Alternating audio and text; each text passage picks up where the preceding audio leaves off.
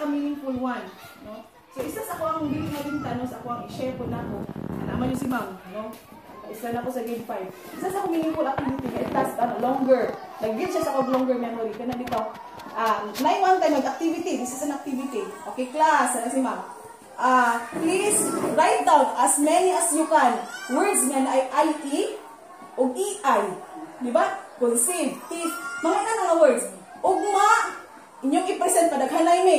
Ana, so kami as pupils, ana, mangita dyan dictionary at tumi og library, kanami library sa Sir Miguel pa mo ang librarian.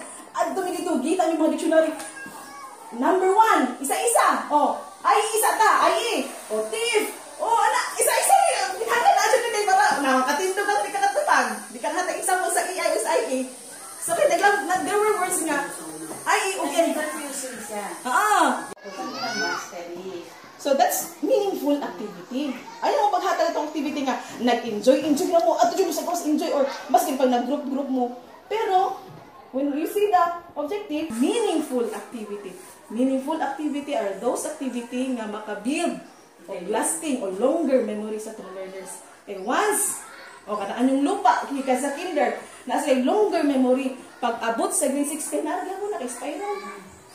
Magpabilin ilahang background nga, knowledge about anyong lupa. No? So, tapos, dili nyo yung isagol, i-mix up with karagatan.